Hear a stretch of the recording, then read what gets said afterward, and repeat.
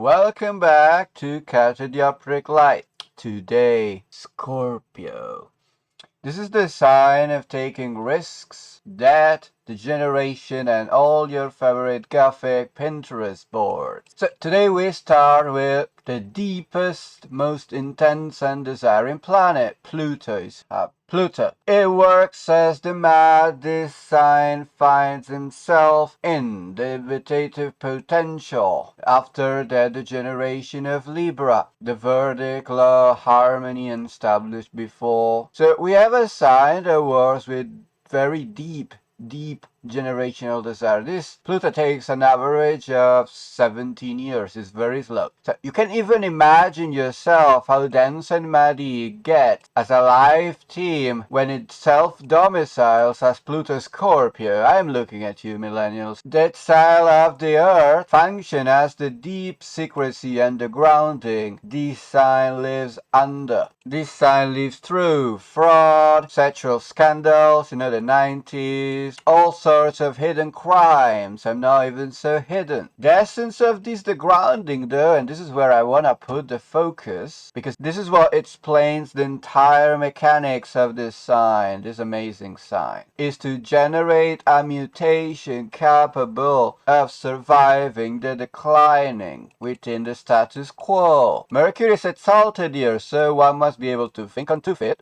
at an incredibly rapid pace in order to seize the opportunity. The verbosity of Jupiter in Sag, which is our next phase in the next video I'll make, is preceded by the deep silence and listening of this Mercury exaltation. Nothing scarier than silence, no? This sun transparent here tells us that the ego and the vitality has not died yet, and it will attempt a last-ditch attack in order to change the Nash equilibrium or general stability before the condition of stagnation renders survival impossible. So the result here is the Mars second domicile, which is not only the action taken, but also the transformation of desire into energy and a disruption of harmony and stillness in order to, you see, this Venus second exile we have here. This is the harmony we're trying to destroy. This is the butterfly sign, a very fat and old worm will, which is Taurus, on the brink of death by old age drop all the weight in order to look beautiful, have sex and eat for a few more days. I know what's amazing about what butterflies do. That they fucking learn to fly. That's insane. That was not the original goal, but you see, essentially the butterfly does not exist. It's just a very old worm in a very sexy body. That's what it does. It does not do anything else. So you can go tell all the over 50 years old women which are more silicon than skin about the great story of the butterfly, Pluto Scorpio was the era of the boom of aesthetic surgery, lip filling, that stuff. So if we want to sum it up with the help of a little philosopher, which is not so little, which is Bataille, the universe is not defined by scarcity, but by a terrifying excess of energy.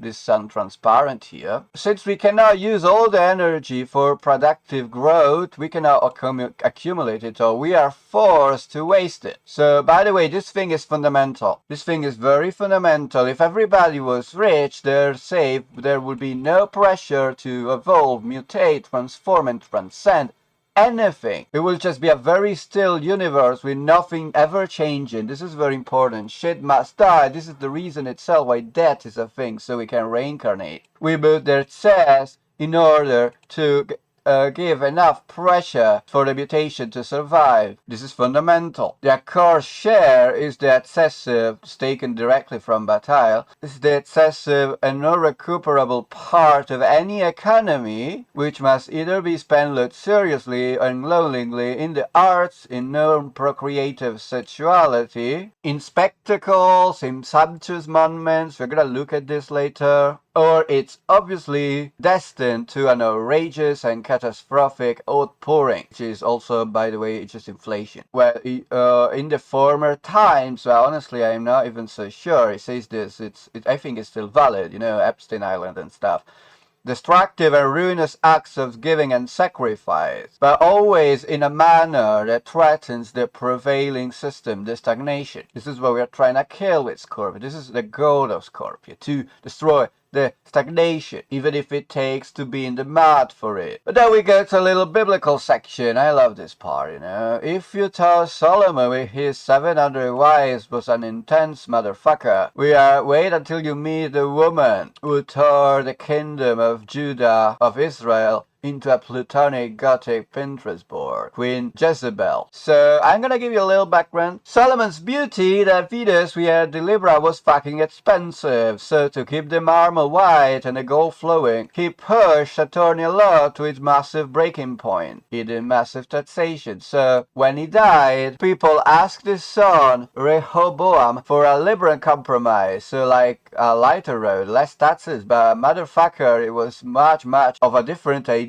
So what he did instead said literally, and this is in the Bible by the way, my father scourged you with whips, but I will scourge you with scorpions. Basically raise the taxes. The unified earth of the kingdom shudder. We had the 10 tribes working away, living the land, degrounded and divided, while the south stayed with the old traditions. The northern kingdom at Israel itself had to mutate or die. They were surrounded by enemies, and so they did the most scorpionic thing possible. They looked into the earth itself. So they stopped giving a fuck about the Holy Land, which is the earth itself, and started caring about survival and secret power. So, you know, the Solomon Temple was public law, the judgment, you know, the capacity to judge and discern what rightful. Now we go into the cult of Baal. The cult of Baal is about intensity and desire, you know, Pluto and human sacrifice. This was an ecstatic, violent, and hidden religion. So we have the Mercury exaltation here. She built a network of 450 prophets of Baal that basically worked as secret police. So she stopped losing the common law as she went more aggressive, more secret police. She did not, like the CIA basically. We have another dude, which is very important, the prophet Elijah versus Jezebel. And this was a war of Mercury Scorpio thinking. So Elijah hid in the mud, fed by ravens, which is a scorpionic animal, you know. Jezebel operated from the palace, using ladders and fraud to execute her enemies. Well, so in the Morpurgan cycle, or well, our biblical cycle here, Elijah wins not by being better than Jezebel. He's not morally better. We don't really care about that. This is Scorpio. But by being way more scorpionic than her. So what he does is learns to survive. By the way, he's the sun. You know, is Elijah, Helios, you know, anyone that's the sun in Greek god of sun, you know, it's there, this sun transparency that wants to survive at all costs. This is a very solar sign, regardless of what you will think. So it does not start with a speech. It does not start with a speech. It starts by killing the status quo. He declares a drought, 3 years of drought. He removes the earth fertility, the crops, the Taurus comfort. Well, the Libra one too, you know, because earth is domiciled in Libra too. He forced the entire kingdom into a state of degeneration. So while Jezebel honestly did not give a fuck, Elijah was living in the Plutonic mud. He was fed by ravens. This is the earth itself as a weapon, the grounding, the king's power by making the land itself uninhabitable. So, you know, poison gas, poisoning water supplies, it's all very scorpionic techniques, very plutonic techniques. To win wars, this is not brute force. There is no brute force here. This is rotting and then giving the final blow. You're gonna see this. So, no, what he did. When the final showdown happened, because there was a final showdown, Mount Carmel, Elijah used the exalted Mercury rapid fire, strategic intelligence that thinks on its feet. He challenged the 450 prophets of Baal to a duel of altars. But look at his strategy. He proposes a direct test of the powers of Baal and Yahweh. He and Baal's prophets will each take turn basically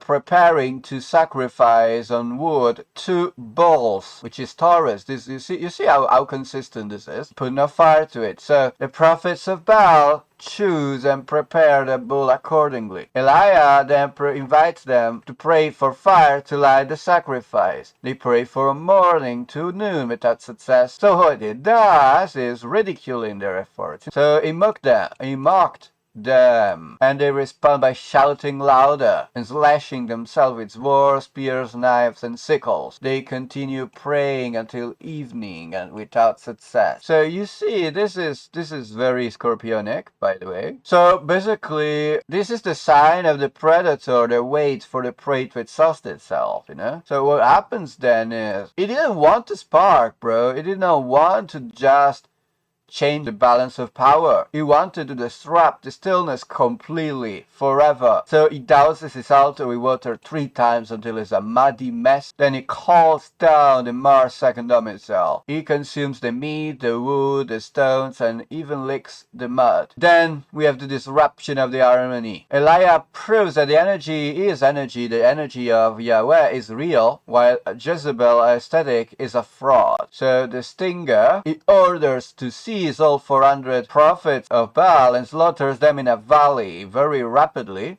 This is the Mars transition from the Mercury, you know? So he sort of realizes what he has to do. Then the action happens. So the total disruption of the Nash equilibrium. Does not want to coexist with them. He wants them dead. He wants to liquidate them as dead. They are dead. He kills the old version of the kingdom so a new mutative version can be born. And you know, the learning to fly part, you know, going back to the story of our little butterfly. After the massacre, the rain happens. So rain comes back, so fertility is back. You know what does, and then what happens at the end is that Elijah tells King Ahab to get his chariot and run. Then the end of the Lord comes upon Elijah and he outruns the chariot of the evil King Ahab. This is the Mercury exaltation at full throttle, full speed, rapid. He has shed the earth. He has shed everything, and now is moving at an incredibly rapid pace that defies physics. And this is, you cannot tell me this is not based thus far. It just is. You see, this is a total guerrilla war. This is a total guerrilla. And you know, basically, what I forgot to tell you is that Jezebel is basically a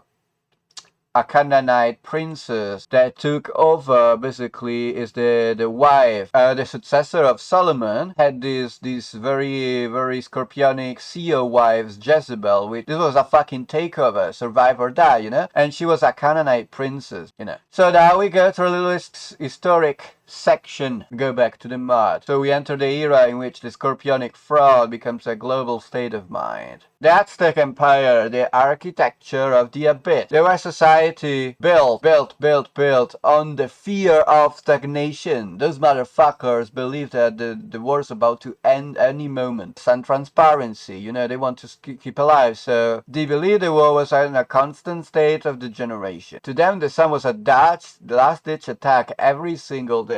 And they lived in an eternal blood debt. Netzlahuali. They believed that if they did not feed the gods with their hearts, the universe would stop. This is the Pluto domicile. The deep generational desire to keep the energy moving through the most intense means possible. The rapid mutation, you see. In record time, Mercury, they mutated into the most terrifying empire in Mesoamerica. They built Tenochtitlan on a lake, literally on the mud, degrounding themselves from the solid earth to create a floating strategic city that was impossible to besiege. Butterfly warriors, the Aztecs were obsessed with the butterfly, the papalotl. They really did. They believed that basically the warriors who died in battle, victims of sacrifice, will undergo a mutation. They will drop the weight of the physical body. The worm, they will spend 4 years in the deep silence of the underground, and then they will learn to fly, to return to the earth as butterflies or hummingbirds. You know, they just basically change the entire form. For them, death was not an end. It was sort of this lip filling of the soul, you know? A glorious aesthetic transformation into a higher, more intense form of energy. The disruption of harmony, you see, we have this Venus exile now. In the Aztec world, no motherfucking liberal peace whatsoever. They had the flower wars, not for land, but for energy. They fought these wars for people they need to sacrifice. This is Mars in the second domicile, the war. Taking the harmony of the neighboring tribes and shattering it to feed the Plutonic hunger of the sun. Do you know how motherfucking violent those guys were? They used the Maquahitl. I'm gonna put a picture anyway. A wooden club tipped with obsidian scales, extremely sharp and brutal. This shit. Their entire military doctrine was not enough based on killing or destroying the enemy's morale, but rather to wound enemies in order to capture them and sacrifice them on the altar. More blood for the blood God. So, this weapon basically would inflict heavy wounds, would be very, very brutal in that sense. By the Spanish colonization, by the 1500, this empire was a Gothic masterpiece of golden blood. So you see, we have a little chapter, which is Hernan Cortes from Spain, another Scorpion. And as it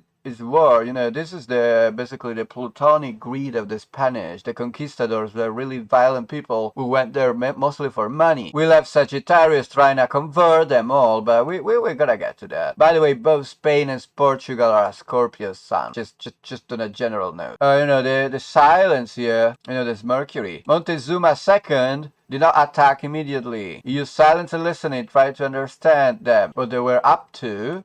The sun transparent. When the end came, was a last-ditch attack on the Nash equilibrium. They fought street by street, heart by heart, even as the smallpox, here you see the sickness, rotted them from the inside, The final mutation is that when the meat of this empire was destroyed, the aesthetics survived. The Aztec didn't just die, they mutated into Mexican. Well, as a culture, they're not very, very similar to Spain, if it might seem so, and they, of course, come from them. They have a very, very strong connection to the Aztec culture. But the energy still lives on, of course. In Mexico, everybody is run by cartels, which is, regardless if it's cocaine, opium, heroin, meth, or fentanyl nowadays. I'm sure the Aztec would be proud of that, Human sacrifice. They still have their fun with that. If you don't pay your debt or the drugs you bought, you're gonna get slaughtered. That's how it works. This is still the same land. Nothing changes. I'm joking, by the way. I'm joking. Don't take me seriously, But while the Arctics fought with the sun with their heart in the middle of a lake, Europe was going through its own Plutonic nightmare. So we had Libra as the era of the great cathedrals of balanced arches, legal treaties, the early Roman Empire. Scorpio is the year of the Black Death and the Renaissance shadow. And I mean the shadow, the early part of the Renaissance. I gotta get to it. But we have the Black Death, the Plutonic mud. By 1347, the Plutonic mud did not just bubble up. It overflowed. The plague was the ultimate Scorpion in the generation. It was invisible, came from the underworld, rat sewers, from the Mongol Empire, that's where it originated. And it didn't care about your social standing or nobility. It didn't give a fuck, This thing with Scorpio I really love. It's like Libras do this noble sign of noble morality and stuff, and Scorpio doesn't give a fuck. A sickness is a sickness. It's gonna kill you anyway,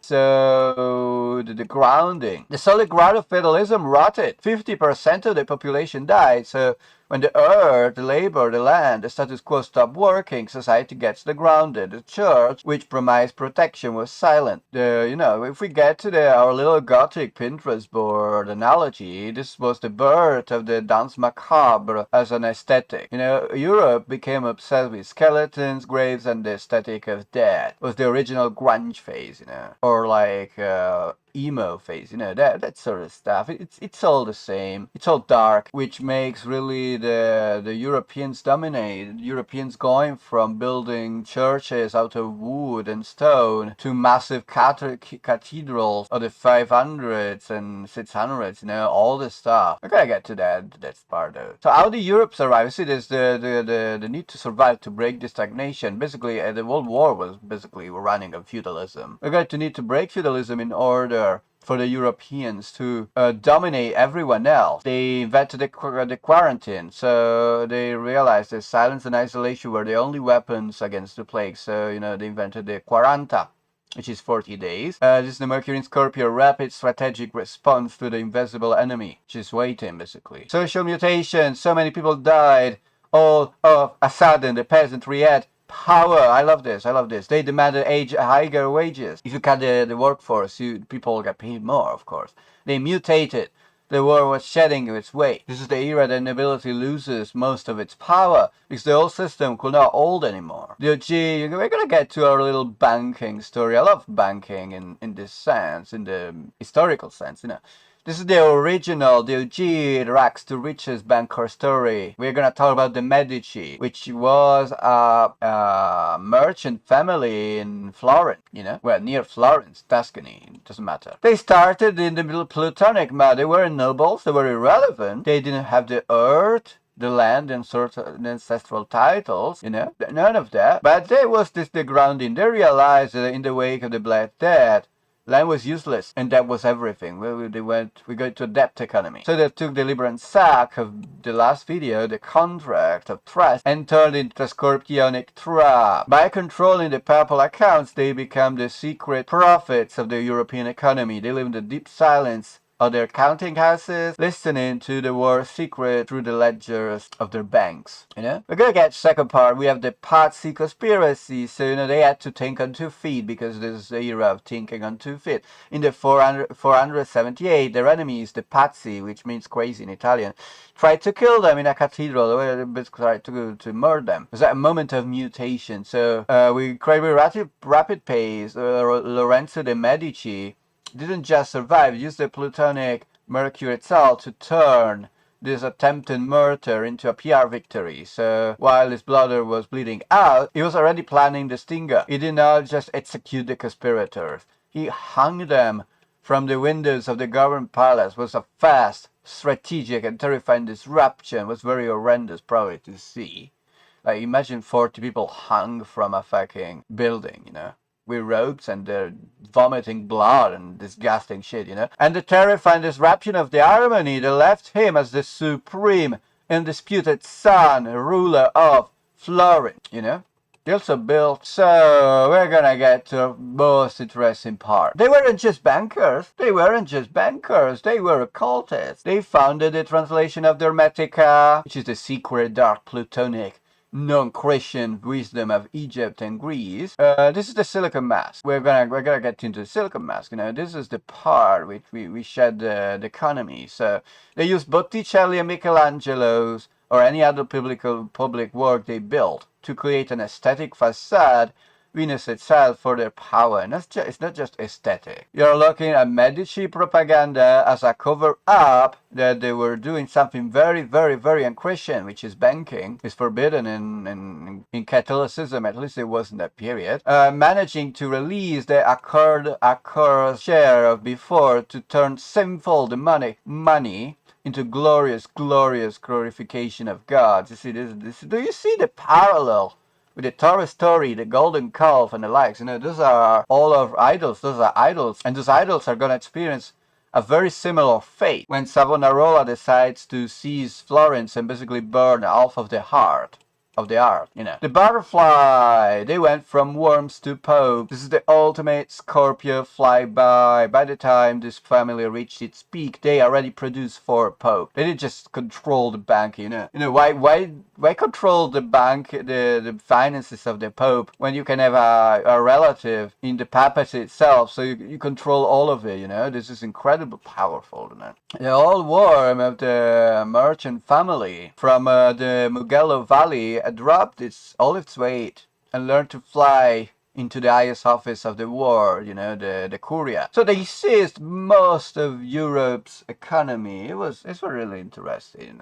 You know, you can compare this to the 80s, 90s banks basically being really corrupt and like getting a lot of the economy under their control, you know. But well, we go to a little signification. So you see, signification here are significations. We have the anus. You know, if Scorpio, if Taurus was oral, the mouth, you know, what other all the human body has, you know. You know, this is the black hole, of course. I find it so funny. Its creations, you know. I'm not gonna make a joke on this, you know. Oil is very old, dead, rotten dinosaurs that ate a massive amount of of basically vegetables and accumulated gigantic mass. This is Taurus. Yes, I associate dinosaur with Taurus. Inheritance, illegality. Why so? Why inheritance? Because inheritance is a shedding. This is a shedding, and most inheritances, most prosperity inherited does not last until the third generation. If you do not shed the inheritance or expand it to its maximal extent, it's basically you're gonna die of stagnation. This is why the rich spend so much money on shit that's completely useless and worthless to the common person, basically. And degenerate, obviously is, but this is a necessary phase. Illegality, scandals, fraud, degeneration, dying. You remember AIDS in the 90s, that stuff. Basically, that sort of sickness, the sort of plagues. Terrorism, I associate this with terrorism. Very secretive, hidden warfare, covering up the head. Middle East women have their head covered up in the more Arab. So you see the need to cover up the head because this earth is exiled. So there is no sensuality in this sign. This sign is purely erotic. There's absolute zero there. This is a sign of allure. This is not a sign of like form. Basically we have, or even like the general vibe of the 80s, 90s of everybody having a baseball cap, Do I look 80s enough for you? Tell me I look 80s. Torture, debt, banking, this earth itself is debt. This is the wastenomics. This is what we're talking about. Drugs. And this is tendentially non-psychedelic drugs, more hedonistic drugs, such as cocaine, which boomed in that period. Talk shows, this is the era of the 24 hours, news cycles, which is like one of the most disgusting things humanity has ever invented, honestly. But gossip, nomadicity, the hotels. And this is very interesting. Hotels are Scorpio. Owned houses are Taurus. Because one is grounded, the other one moves. You move around with the hotel. You don't stay in a hotel for life, Early uncensored internet. This is the era of porn and cats and, downloading copyrighted material. This was the deep web. The digital internet is the deep web, completely uncensored. It's gonna take its own transformation, complete transformation in Capricorn. Capricorn is gonna completely change this. We're gonna see this. In the 2000s, the internet takes a completely different facade, completely different use. But this was the era which was basically its earliest phase. It's not its prime. Grunge. The sort of aesthetic, metal, more 80s metal, gangster rap. This is the era, the oud culture that you are born into this very difficult condition and you need to survive of it, even fighting other rival gangs, and use your Mercury, this voice, sorry, not the voice, the capacity to make music to get out of there. That's the idea. So if you make it, every that sort of music's very rough, hedonistic. This is the era. So in conclusion, to be desperate is to be alive. The sign understands that reality does not collapse because of death, but because of stagnation. Well, its darkness is not the absence of light, but a concentration of the energy into the stinger. The ability to strike this route and transform when the earth itself begins to rot, what you built on begins to rot. Remember, this sign is not evil, but is desperate. So be respectful, is silence, and remember, in the end, you either become the mud or you learn how to fly. See you next time.